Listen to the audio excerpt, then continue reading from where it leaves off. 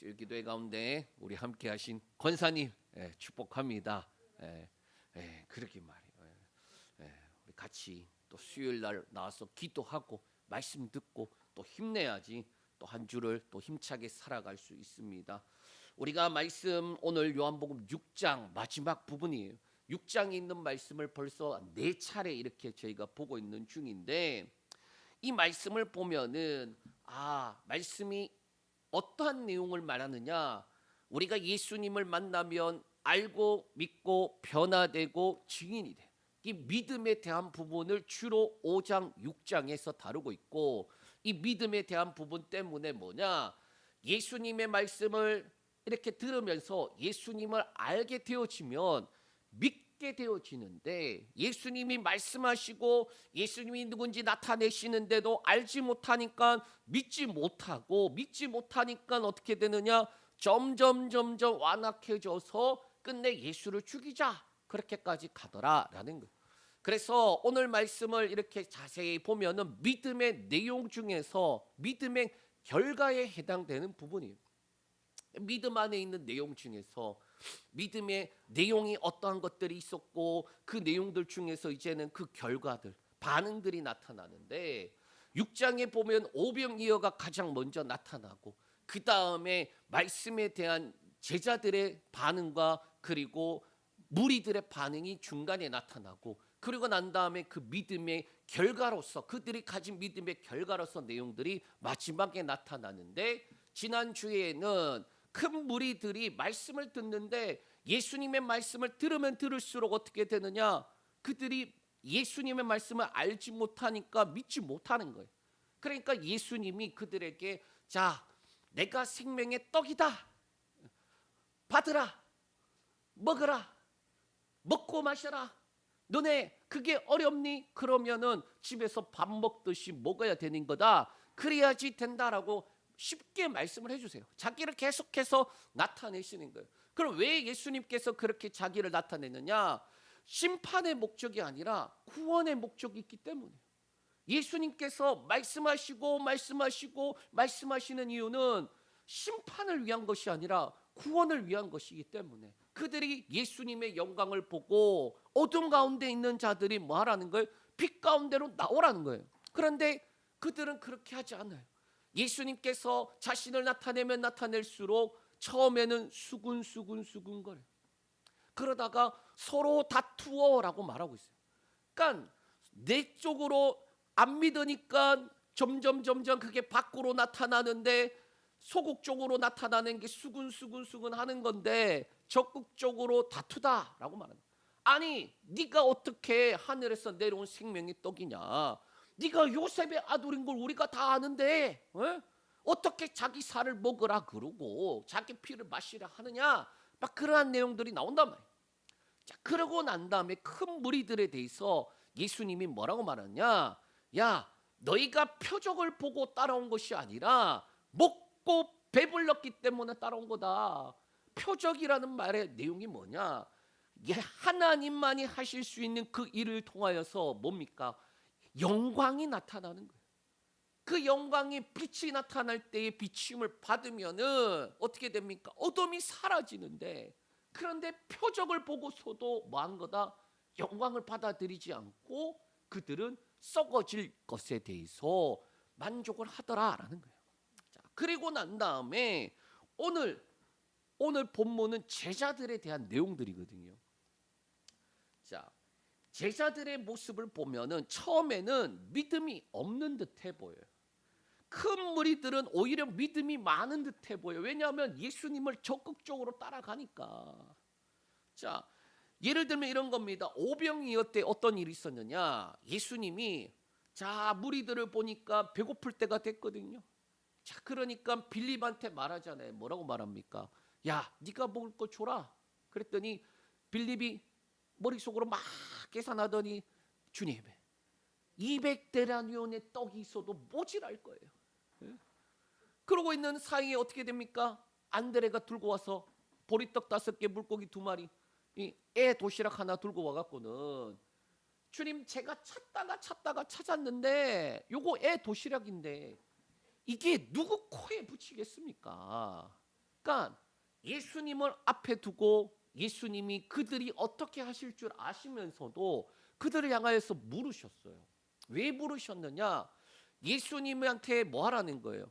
정말 예수님을 믿으면 예수님한테 주님이 먹이셔야지요 라고 해야 되는 거예요. 그렇지 않습니까? 아니, 예수님이 물으실 때에 예수님이 먹이시려고 물으셨겠지. 예수님, 제 머리로는 200데나리온이 있어도 모자랄 것 같은데, 그런데 그거 주님이 하실 수 있습니다라고 고백했으면 참 좋았을 텐데. 안드레, 그가 가져온 그거 한 예수님, 요거 애 도시락이지만 주님이 일하시면은 이게 이 많은 이들 먹일 수 있습니다. 그렇게 믿음의 고백하면 좋겠지만, 그런데 그들의 믿음의 수준이 그 정도가 안 돼요. 그런데 제자들만 그럴까요? 아니요. 저와 여러분의 믿음은 어떠하냐라는 거예요. 예. 가끔 어려운 일들을 우리가 마주하잖아요. 예. 그러면 무슨 생각부터 듭니까? 문제가 너무 크게 보여요. 문제가 너무 크게 보이고 주님이 너무 멀리 느껴져요. 그러니까 똑같아요. 예수님이 마치 우리한테 내가 일할 텐데, 야, 어떻게 하면은 이들 먹일 수 있니? 이렇게 질문하는 것과 똑같아요. 그 빌립이 뭐라고 말합니까? 현실적으로 불가능해요. 현실적으로 불가능해요. 안드레, 상황적으로 불가능해요. 그런데 저와 여러분들이 그러진 않느냐. 주님이 문제 앞에서 물으실 때에 왜 묻겠어요? 주님이 해결하시려고. 주님이 해결하시려고. 그럼 우리는 어떻게 해야 됩니까? 주님이 그렇게 물으면은, 그거 해결하실 주님이 해결하셔야지 왜 나한테 말씀하십니까?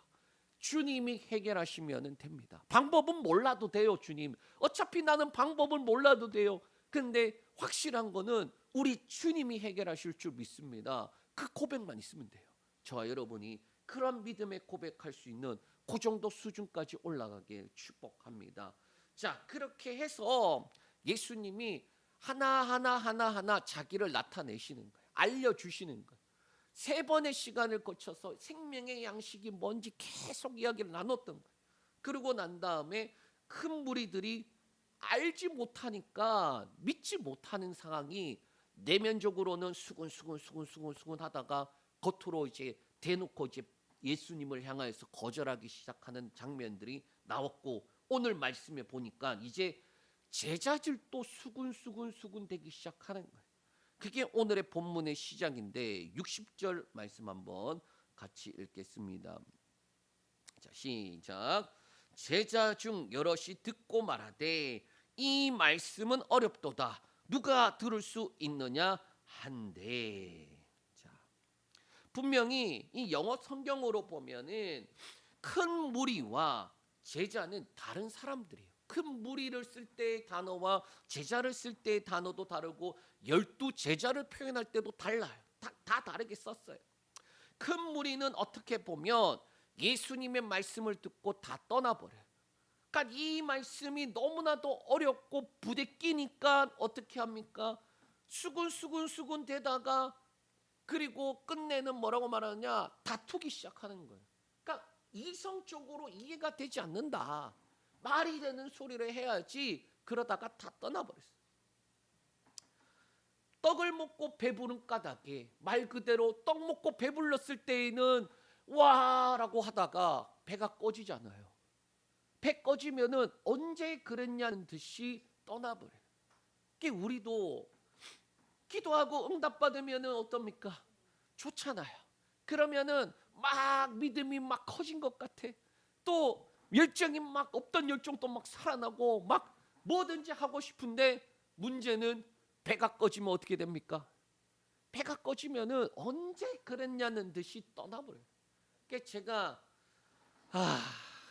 참 목회자로서 있으면서 참 안타까운 게 그런 거예요. 주님이 변함없으시는 것처럼 나도 변함없으면 참 좋을 텐데, 주님이 신실하신 것처럼 나도 좀 신실하면 좋을 텐데, 조금 좋으면은 막 그렇게 믿음 있는 것처럼 그러다가 조금만 힘들면 어떻게 하는 거예요? 배 꺼졌다 이거예요. 화장실 들어갔다 나왔다 이거예요. 예? 근데 이렇게 보면은 저도 스스로 그런 기도를 많이 하게 돼요. 주님이 신실하신데, 어제나 오늘이나 언제토록 변함없으신데 나 혼자서 이랬다 저랬다 예? 조금만 좋으면은 와 좋다고 그랬다가 조금만 힘들면은 주님이 계시긴 합니까? 예? 계시면 왜 이렇게 맨날 힘들어야 돼요? 예? 그런 기도하는 모습을 볼 때마다 그런 생각이 드는데, 뭐라고 말씀하시냐 예수님이? 쟤네가 먹고 배불렀기 때문이다. 그러니까 배가 꺼지면 뭐 하는 거예요? 떠나는 거야. 예, 그 이야기 하시는 거예요. 자, 그런데 제자들조차도 말씀에 수근수근거리기 시작했어요. 그런데 그 뭐라고 수근대느냐? 이 말씀은 어렵도다. 누가 들을 수 있겠느냐라는 거예요. 그러니까 예수님의 말씀이 이해가 안 되는 거예요. 그러니까 분명히 그들은 체험을 했잖아요. 오병이어가 뭐냐? 말씀을 체험한 거예요. 먹고 배불렀잖아요. 일단은 아니 그게 말이 돼? 말이 돼? 하는데 먹고 배부른 체험이 있잖아요.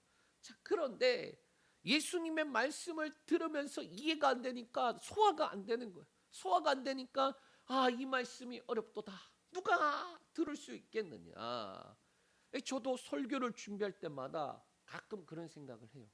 설교를 하다 보면은 어떤 게 있느냐, 가끔 너무 어렵게 설교한다는 생각이 드는 거예요.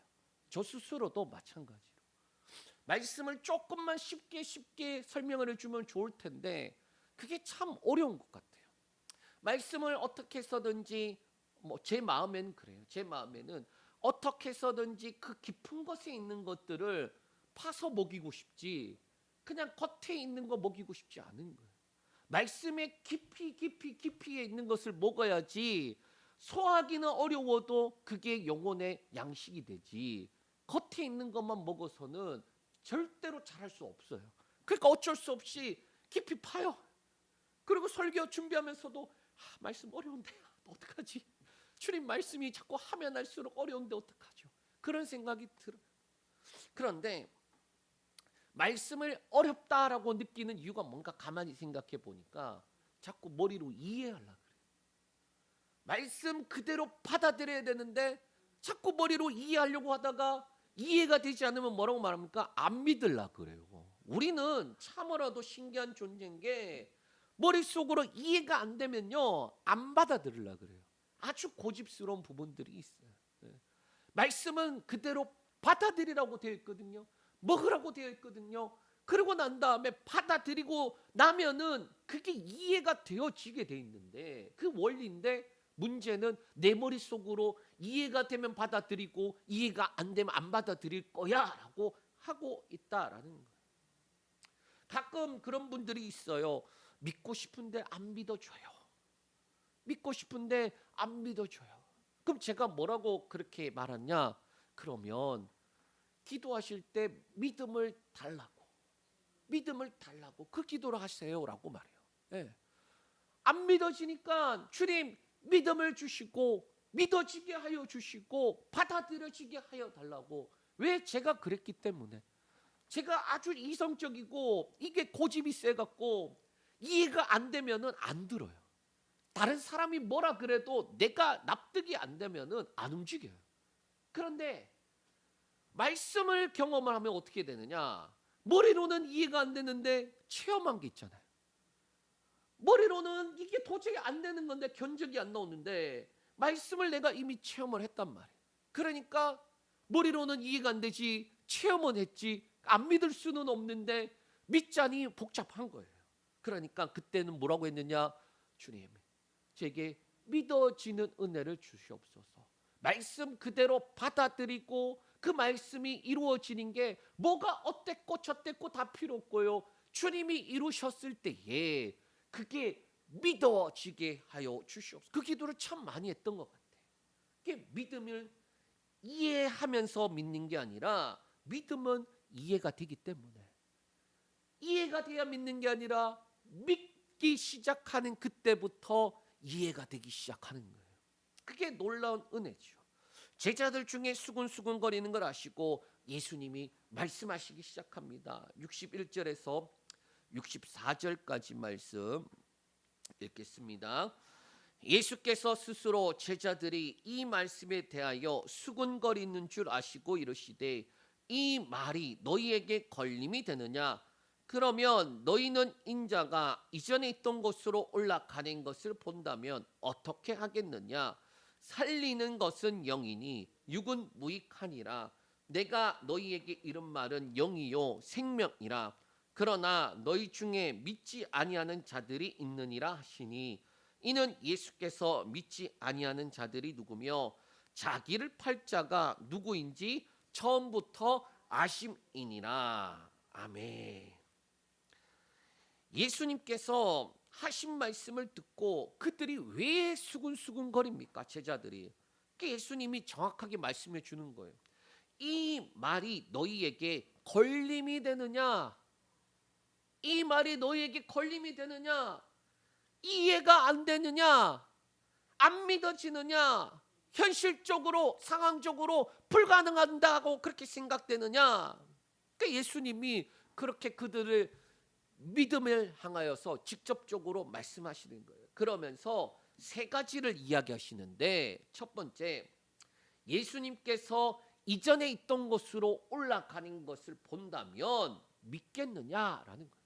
자, 이 말씀의 배경은 뭐냐? 예수님이 뭐라고 그랬냐면 나는 하늘에서 내려온 생명의 떡이다라고 말씀하셨기 때문에. 그러니까 아버지께로부터 내려왔다라고 말하니까 안 믿겨져? 그럼 반대로 내가 너희하고 있다가 올라가는 것을 보면 너네 믿을래? 라는 거예요. 이해가 되시죠? 자, 그러면 이 말씀의 내용이 뭐냐? 예수님께서 하나님이 보내신 분이고 하늘에서 내려왔고 그래서 다시 하늘로 올라갈 터인데 그거 올라가는 거 봐야지 믿겠니? 너네와 함께 있으면서 그 내용들을 같이 나눴는데 그게 걸림이 돼? 그러면은 내가 다 모든 것 이루고 난 다음에 올라가는 거 보면 믿겠느냐라는 거예요. 자, 그러면 어떻게 되냐? 실제로 예수님께서 부활하시고 승천하시는 거 누가 봤어요? 제자들이 봤어요. 예수님께서 부활하시고 승천하는데 제자들이 무슨 생각할까요? 예수님이 저대 아니 하늘에서 내려온 생명의 떡이다. 하늘에서 내려온 아버지께서 보내신 자다. 그 이야기할 때는 안 믿겨졌는데 예수님이 십자가에 죽으시고 부활하시고 그러고 난 다음에 같이 40일 계시다가 마지막에 승천해서 올라가는 거 제자들이 봤단 말이에요. 그러니까 그들은 그냥 그 장면이 예사롭지 않을 수밖에 없어요. 예수님께서 하신 말씀이 생각나는 거예요. 저와 여러분도 마찬가지죠. 예수님과 함께 있으면서 예수님 말씀하시는 거 그거 믿는 게 더 쉬워요 오히려. 그런데 야, 너 마지막 날에 내가 공중에서 재림할 때 그때에 대해서나 너 믿을래? 그렇게 물으신다면 어떡하겠어요? 생각을 해봐요. 이 땅에서 우리가 예수 그리스도를 믿어서 그 믿음을 가지고 신앙생활하면서 살아가야 되는데 걸림이 되는 거예요. 계속 말씀에 걸림이 되니까. 근데 주님이 만약에 마지막 날에 내가 약속한 대로 다시 오리라 했는데 공중 재림을 해야지. 그래야지 너네 그때 됐어야 아 주님이 하신 말씀이 맞으시네요. 그렇게 하면 되겠냐라는 거예요. 그럼 말씀을 뭐하라는 거예요? 믿어라. 받아들여라. 두 번째는 예수님의 말씀은 살리는 말씀이고 영의 말씀이라고 말씀하고 있어요.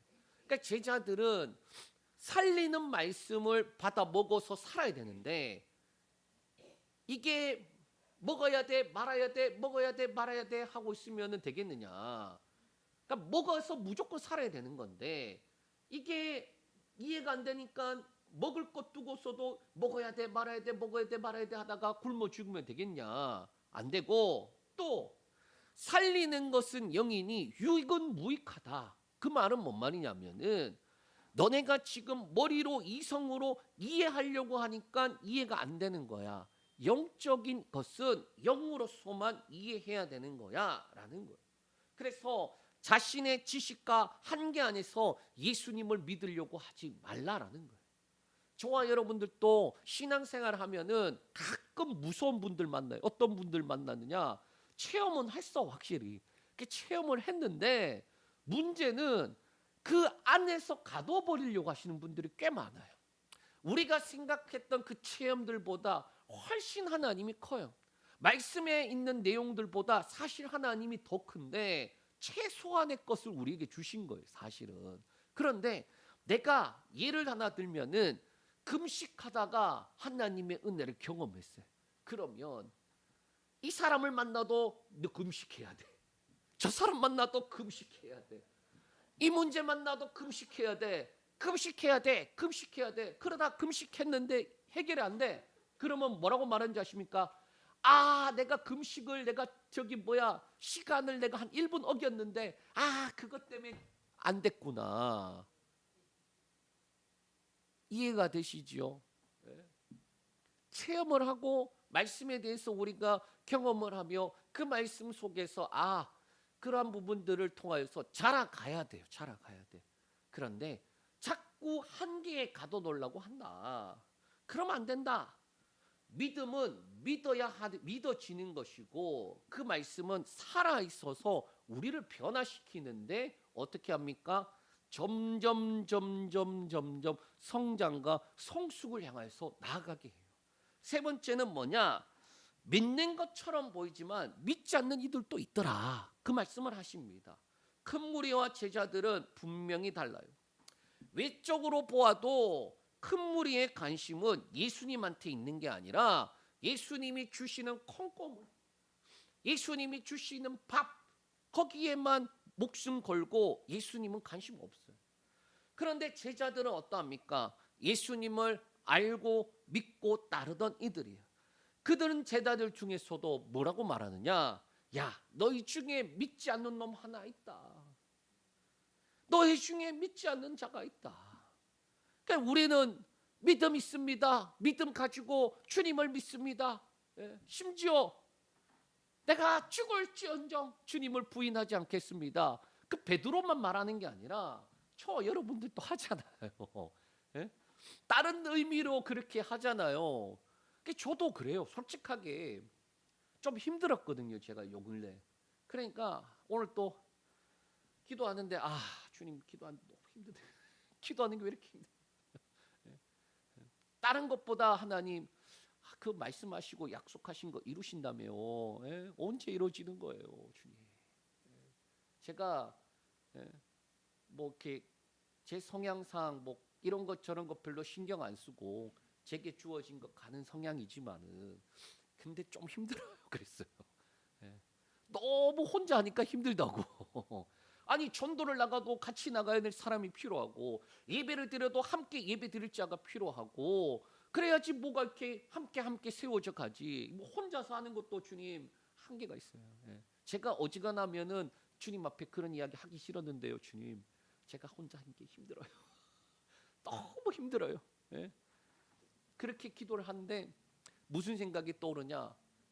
주님, 제가 죽어도 주님을 부인하지 않겠습니다. 개척할 때에 애초에 그런 여러 가지 상황들 속에서 그 최악의 상황을 늘 생각하고 개척을 했거든요. 그리고 어떻게 해서든지 내게 주어진 거니까 나 끝까지 감당해야지 했는데 그런데 쉽지 않구나. 그 내 의지로 할 수 있는 게 아니구나. 베드로가 정말 그게 진실이 아닌 게 아니라 진심이지만은 베드로는 할 수 있는 능력이 없어요. 주님을 부인하지 않을 능력이 없다니까요. 사람의 힘으로는 진심인데도 그 진심을 지킬 만한 힘이 없다라는 거예요. 저와 여러분도 마찬가지예요. 주님 앞에 기도하고 또 결단하고 또 소원하면서 하나님 앞에 이렇게 살아야지 하는데 우리의 힘으로는 한계가 있어요. 진심이 아닌 게 아니라 진심인데도 그걸 지킬 만한 능력이 없어요. 그래서 뭐라고 말하느냐? 성령 받아야 돼라는. 그래서 너네 힘으로 할 수 있는 게 아니라 성령의 능력으로 행할 수 해야지 이루어지지. 너의 의지로, 결단으로, 노력으로 한계가 있어라고 말하는 것 같아요. 여기서도 보면은 그렇게 말하고 있어요. 너희 중에 믿지 아니하는 자가 있다. 진심은 다 있는 것 같아. 맞아. 너희가 진심이 없다고 내가 말하는 게 아니라 한계가 명확한데 그 한계 속에서 갇히는 자가 한 놈 있는데 누구다? 가룟 유다. 가룟 유다. 이 가룟 유다에 대해서 할 말이 참 많아요. 다 떠나서 가룟 유다의 최고의 안타까운 부분은 자기 의로서 행하려고 하니까 결국에는 자기 의에 못 이겨서 극단적인 선택을 해요.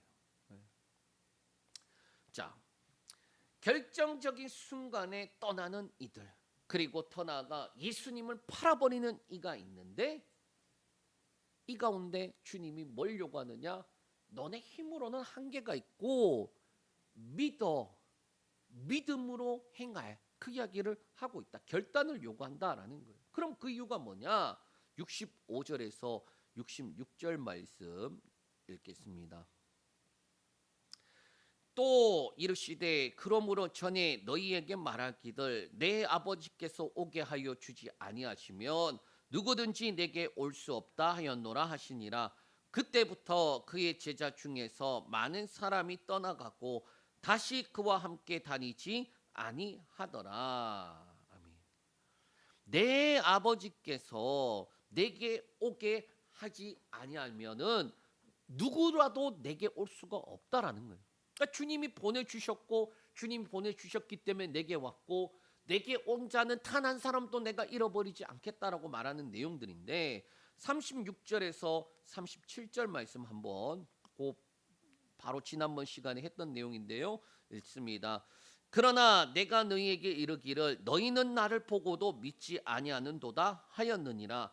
아버지께서 내게 주시는 자는 다 내게로 올 것이요 내게 오는 자는 내가 결코 내쫓지 아니하리라. 아멘. 자, 보고도 믿지 아니하는도다.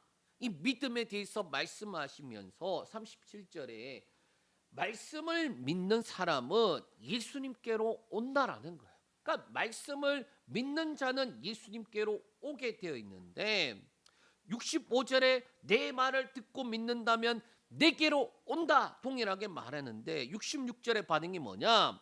믿음의 결단을 요구하는 말씀에 그때부터 그의 제자 중에서 많은 사람들이 떠나가고 다시는 그와 함께 다니지 아니하더라. 그렇게 말씀하고 있는 거예요. 그러니까 믿음의 결단을 요구할 때는 사람들이 진짜 믿음이 나타나는 거예요. 아까 그랬잖아요. 세 번째가 뭐였냐? 믿는다고 했는데 믿지 아니하는 자도 있다. 그러니까 믿는 것처럼 생각했는데 실제로 믿음이 아닌 자도 있다. 그 말이 뭔 말이냐? 결단 앞에 서게 되면은 그의 믿음이 나타나는 거예요. 예수님이 그래서 내게로 오는 자, 아버지께로 준 자는 그들은 내게로 무조건 오는데 그래서 믿음의 결단을 요구하니까 그 말씀을 들은 제자들이 어떻게 했느냐? 다시는 예수님과 함께 하지 않는다라는, 떠난다라는 거예요. 그러니까 믿음이 있는 줄 알았는데 믿음의 결단 앞에 서니까 그들의 믿음이 없었다. 예수님이 잡고 설득하거나 또는 자신을 나타내거나 하지 않아요. 오히려 예수님이 남아있는 12 제자한테 이렇게 묻습니다. 67절 말씀 읽겠습니다. 예수께서 12 제자에게 이르시되 너희도 가려느냐? 너희도 가려느냐? 너희도. 이 말씀이 참 저는 마음에 찔려요. 야, 많은 사람들이 믿는 것처럼 또 믿음 안에서 진심을 가지고 그렇게 해왔지만은 믿음의 결단 앞에서는 떠나더라. 다 떠나더라. 그런데 너도 떠나려고 하니?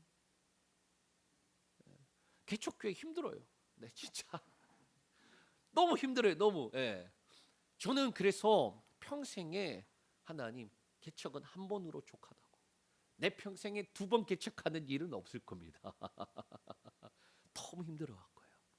예. 너무 힘들어서요.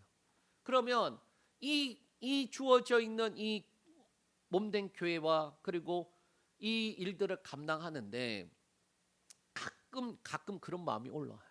어떤 게 있느냐? 남은 진심인데 또 그 일들을 행하기 위해서 부단히 노력하는데 뜻대로 잘 안 된단 말이에요. 뜻대로 잘 안 된다. 그런데 그때마다 고비가 오는데 어떨 때에는 그 제자들이 배 타고 가는데 곤난이 심했다고 됐거니. 아, 여기서 끝인가 보다 싶을 때가 곤난이 심할 때 몇 번 있었어요. 몇 번 있었어요, 진짜. 주님 도저히 못 하겠는데요. 한 번, 한 3번 있었던 것 같아요, 제 기억으로는. 예. 그냥 주님 제가 죽어도 예. 말씀 전하고 그리고 하여튼 죽어도 내가 여기서 죽겠다고 그렇게 결단하는 진심과 그리고 그걸 위해서 어떻게 해서든지 버티고 있는데 그런데도 불구하고 그게 끝까지 가득 차면은 진짜 가끔은 힘들어요. 네. 근데 마치 이런 것 같은 거 주님이 야, 다 떠나는데 너도 가려느냐? 네. 너도 가려느냐? 지금 제자들한테 묻잖아요. 그렇게 예수님을 믿고 따르는 자들 큰 무리도 아니에요. 예수님을 믿고 따르는 자들인데 그들에게 예수님의 믿음의 결단을 요구하니까 다 떠나가 버려요. 남은 것 제자 12명. 그들한테 묻는 거예요. 너희도 가려느냐? 상황과 환경과 여건이 힘들죠. 앞에 안 보여요. 이게 어떻게 해야 될지도 막막해요. 말씀과 약속은 주어져 있지만 그 말씀과 약속이 너무 멀게 느껴질 때가 있어요. 가끔 내가 미쳤지 그런 생각도 듭니다. 미쳤지. 야, 넌 개척이 그렇게 힘들 거라고 예상은 했지만은 해보니까 힘든 좀 그래요. 예. 은혜는 있지만은 이거 2번은 못 하겠어요. 내 평생에 한 번으로 족합니다. 예. 여러분은 어떠하십니까? 예수님이 여러분에게 다 떠나가는 가정 가운데 너도 가려느냐 그렇게 묻는다면 여러분의 마음은 어떠한가요? 베드로처럼 고백할 수 있으면 좋을 텐데 저는 그 생각합니다. 베드로가 뭐라고 고백하느냐? 68절과 69절 말씀 읽겠습니다. 시몬 베드로가 대답하되 주여 영생의 말씀이 주께 있사오니 우리가 누구에게로 가오리까? 우리는 주는 하나님의 거룩하신 자인 줄 믿고 알았사옵나이다. 아멘. 야, 베드로 제가 그렇게 욕했는데 옛날에 야, 너 저기 죽을지언정 주님 부인 안 한다더니 그렇게 예수님 모른다고 부인하던. 근데 사실 따지고 보니까 베드로가 믿음이 좋은 거였구나. 저는 너도 가려느냐라고 할 때에 저는 선뜻 주님 지금 온 것도 어떻게 왔는데 다시 하라고 그러면 난 못할 것 같아요. 이렇게 힘들 줄 알았으면은 안 했을 것 같아요. 그런 마음이 들거든요. 그런데 베드로가 어떻게 말합니까? 주여 영생의 말씀이 여기 있는데 내가 어디 갑니까? 주님 하나님의 거룩하신 자인 줄 믿고 알았사옵나이다. 아멘. 아멘. 이 베드로가 대단하더라고요. 그래서 괜히 수제자가 아니구나. 그 생각이 들었습니다. 자, 베드로는 예수님의 말씀을 듣고 어떻게 믿고 있다고 말하냐? 첫 번째로 영생의 말씀이 주님께 있다라고 고백을 해요. 두 번째는 예수님이 하나님의 거룩하신 자인 줄 믿고 알았다라고 고백을 해요. 그러니까 알고 믿은 게 아니라 믿고 알았다라고 고백을 하는 거예요. 베드로가 이렇게 고백할 수 있는 이유가 뭐냐? 표적을 통하여서 예수님이 누군지 알게 되어졌기 때문에. 표적을 통하여서 먹고 배부른 자가 아니라 표적을 통하여서 그 영광을 보았기 때문이에요. 그래서 예수님의 표적이 아닌 떡과 먹을 것을 통하여서 배부른 거였으면 그렇게 할 수 있는 고백이 아니라는 거예요. 베드로의 고백은 예수님의 그 말씀과 영광을 경험하고 고백하는 거예요. 이 베드로의 고백을 들은 예수님께서 어떻게 말씀하시느냐? 70절에서 71절 말씀 읽습니다.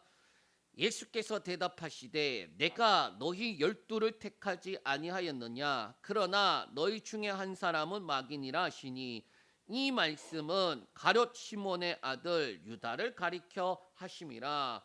그는 12 중에 하나로 예수를 팔자러라. 아멘. 자, 저는 말씀 준비할 때 그 생각했거든요. 베드로가 이런 고백을 할 때에 예수님이 흐뭇하게 생각하시지 않았을까? 그 생각을 했단 말이에요, 처음에는. 그런데 예수님은 그렇게 하시는 게 아니라 충격적이게로 내가 너희 12를 택하지 아니하였느냐? 그러나 너희 중에 한 사람은 마귀니라 라고 말하는 거예요. 그렇잖아요. 아버지께서 보내시지 않으면 내게 올 자가 없고 내게 온 자는 하나도 잃어버리지 아니한다는데 그런데도 불구하고 뭐라는 거예요? 다 믿는 게 아니라 한 놈은 마귀다. 그 이야기 하시는 거예요. 믿음의 결단을 요구할 때 큰 무리는 떠나가었고 예수님을 따르던 제자들도 많이 떠나버리고 12 제자들이 남아있는 상황 중에서 그 중에 한 놈이 마귀다. 그 당시에 제자들은 예수님의 이 말씀을 이해하지 못했어요. 그러나 후에 알게 되었습니다. 그 내용이 71절이에요. 우리가 6장을 마무리하기 전에 중요하게 생각해야 될 게 뭐냐? 바로 예수님께서 아신다라고 말씀하는 장면이 6장에 여러 번 나타나요. 빌립을 시험하기 위해서 질문하시면서 친히 어떻게 하실 줄 아시고 또 억지로 임금을 삼으려는 줄 아시고 수군거리는 줄 아시고 처음부터 아심이러다. 그렇게 예수님은 알고 계세요. 이미 알고 계세요. 어둠 가운데 있으면 그가 하는 일은 육신의 일을 하다가 죽는 것뿐이에요. 그런데 빛 가운데 있으면 생명 가운데서 영의 일을 하다가 영원한 생명을 얻는 거예요. 예수님께서 택하신 12 제자가 있습니다. 그 가운데 불행하게도 예수님을 파는 제자 가룟 유다도 아세요. 예수님은 처음부터 아십니다. 그렇게 성경에 기록하는데, 그래서 누구는 운명론이다 또는 예수님을 팔아버릴 자가 가룟 유다가 억지로 선택되어진 것이 아닌가, 뭐 여러 가지 생각을 하는데 그런 말씀의 뜻이 아니에요. 뭐냐? 예수님과 아무리 가까이 있고 더 나아가 예수님이 택한 제자라 할지라도 어둠 가운데 있으면은 결국에는 어둠의 일을 하는 거예요. 예수님이 택하고 예수님의 제자로서 예수님 옆에 있는데도 어둠 가운데 있으면 어둠의 일을 하는 거예요. 그리고 그 결과는 죽음이에요. 그 죽음. 비록 제자들의 모습은 형편없고 부족해 보이지만 빛 가운데 있기 때문에 그들은 믿음의 고백을 하고 믿음의 결단 앞에서도 믿음의 길을 걸어가고 그렇게 살아가는 거예요. 저와 여러분도 마찬가지예요. 어떻게 보면은 참 믿음 없다 싶을 만큼 부족한데 또 참 연약한데 그럼에도 불구하고 믿음의 고백을 하고 또 믿음의 결단을 하고 그리고 그 믿음 앞에서 날마다 살아가려고 하고 있어요. 큰 무리처럼 먹고 배부른 까닭이 아니라 우리는 영생의 말씀 되신 그 주님으로부터 은혜를 받은 자임을 알기 때문에 믿음의 고백을 하며 죽을지라도 예수님을 부인하지 않겠습니다. 호기롭게 이야기하던 베드로의 모습도 우린 알고 있어요. 예수님을 부인하던 또는 도망친 제자들, 그런데 그들의 모습들이 그 모든 것들 속에서 어떻게 합니까? 그래도 믿음을 가지고 있으니 그들은 예수님을 만나 알게 되고 믿게 되고 변화되고 끝내 증인이 되더라라는 거예요. 저와 여러분 또 마찬가지입니다. 지금은 호기롭게 믿음의 고백을 하고 내가 죽어도 주님 부인하지 않겠습니다. 그렇게 고백한다고 할지라도 우리의 믿음을 뒤흔드는 일들 또는 믿음의 결단을 해야 되는 그 순간이 올 때에 예수님을 부인하며 도망치던 그 제자들의 모습, 그 연약한 모습도 있을 수도 있고 오히려 또 믿음의 고백을 하면서 더 성장할 수도 있겠지만 그러나 살아있는 믿음만 있다면 소망이 있어요. 베드로가 그랬잖아요. 베드로처럼 믿음이 있는 그 진실함이 있었지만 그 진실함을 행할 수 있는 능력이 없으니까 부인하고 도망쳤다가 그러다 부활하신 주님이 만나 주시고 그러고 난 다음에 그에게 다시금 야, 너 나 사랑하냐? 그래, 진심만 있으면 돼. 주님, 제가 주님을 사랑하는 줄 주님이 아십니다. 제가 보니까 제가 믿음이 별로 없어요. 그렇게 했는데 내가 그거 지킬 만한 능력이 없어요. 그런데 사랑한다는 그 마음은 진심입니다. 예수님 뭐라고 말합니까? 내 어린 양을 먹이라. 내 양을 치라. 내 양을 먹이라. 사명을 주시잖아요. 그리고 그거 하려면은 뭐 해야 된다? 성령 받아라. 저와 여러분도 마찬가지예요. 우리의 진실함만 가지고는 우리의 믿음의 결단을 할 수가 없어요. 진실함만 가지고는 나가면은 넘어질 수밖에 없는 연약한 존재예요. 그런데 그 진실함 위에 뭘 더해야 됩니까? 실력을 키워야죠. 실력을. 믿음의 결단을 하고 그것을 행할 수 있는 능력을 키워야 되는데 우리의 의지로만은 안 된다. 성령의 능력으로. 성령의 능력으로. 내가 내일 자빠지더라도 오늘 믿음으로 고백하고 결단하고 그리고 그 가정들 속에서 뭐 하는 겁니까? 애가 걸으려 그러면은 몇천 번, 몇만 번 넘어진대요. 한 발자국 내딛기 위해서 계속 자빠지고 넘어지고 자빠지고 넘어지고 하는 거예요. 그런데 한 발자국이 두 발자국 되고 사람이 되어져 가죠. 저와 여러분도 마찬가지예요. 하나님, 우리의 삶 가운데 참 많은 어려움들이 있습니다. 그거 내 의지로는 안 돼요. 마음은 진실하다니까요, 주님. 마음은 진실해요. 그런데 그거 지킬 수 있는 능력이 없어요. 너무나도 연약해서 당장에 믿음의 결단을 요구하면은 베드로처럼 고백할 수 있을 거라 장담 못 하겠어요. 그런데 주님, 그러한 자로 우리를 만들어 주시고 그러한 자로 우리를 자라게 해 주시고 그리고 끝내는 주의 말씀을 이루면서 영생의 말씀이 여기 있는데 제가 어디 가겠습니까? 주님, 내가 주님을 떠나지 않는 거 그거 의지만으로 되는 게 아닙니다. 노력으로 되는 게 아닙니다. 성령의 능력으로 됩니다. 성령 받아서 예수의 증인으로 살게 하여 주시옵소서. 그렇게 고백하며 승리하는 저와 여러분들 되시길 축복합니다. 기도합니다. 하나님 감사합니다. 주님, 믿음의 결단 앞에 무리들은 떠나버리고 예수님을 따르던 제자들도 떠나버리고 이제 남아있는 12 제자들 앞에 예수님이 묻습니다. 너희도 가려느냐? 너희도 가려느냐? 주님, 오늘 우리에게 너희도 가려느냐라고 물으신다면 베드로가 했던 고백처럼 주여, 영생의 말씀이 주께 있는데 우리가 어디 가겠습니까? 그렇게 고백할 수 있는 그 자신감이 있을까요?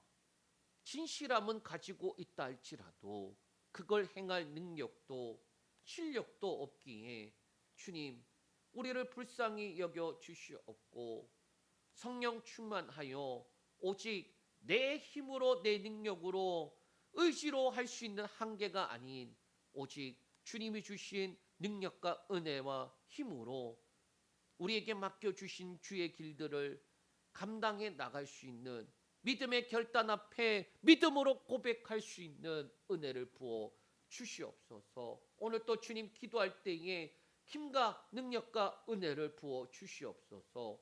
예수님의 이름으로 기도합니다. 아멘.